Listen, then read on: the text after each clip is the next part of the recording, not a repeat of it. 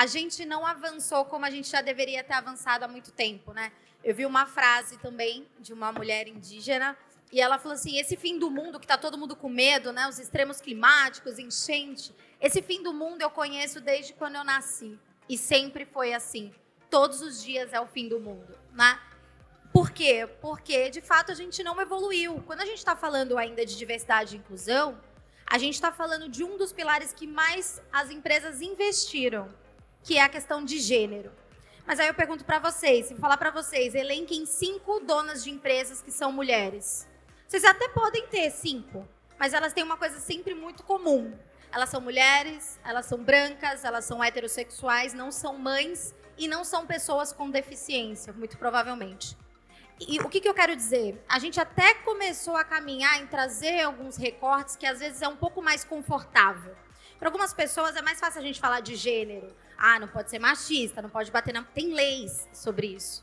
Mas quando a gente entra no que a gente chama de interseccionalidade, que é quando a gente começa a colocar as múltiplas identidades, a gente começa a ver que a gente não evoluiu.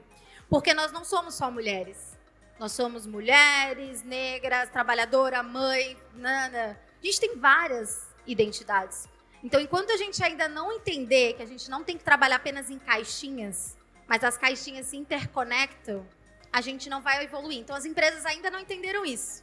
Não adianta eu trazer 50% da minha empresa ser de mulheres brancas. Se a gente tem 55,5% de pessoas negras, 52% são mulheres negras. E quando a gente está falando de futuro, né, esse é o nosso recorte do encontro, a gente espera que um futuro caiba todas essas pessoas, né, que seja um futuro para todo mundo de fato. Né? Então, falta rever privilégio, falta essa interseccionalidade. E eu acho que desmistificar também a agenda de inclusão, porque as empresas viram que dá para ganhar dinheiro com isso. O que falta é os nossos corpos em espaços estratégicos. Eu bato muito na tecla com as empresas por isso. Porque quando a gente é chamada para fazer parte das empresas, a gente é chamada para denunciar, a gente é chamada para trazer dados, a gente é chamada para provocar, a gente é chamada para incomodar, né? Ouvir falas que muitas vezes as pessoas na bolha não veem, mas a gente nunca é chamada para negociar política, a gente nunca é chamada para tomar decisão dentro da empresa. Então, os nossos corpos ainda servem apenas para denúncia, mas não servem ainda para espaços de poder. Então, acho que é isso que está faltando ainda, né?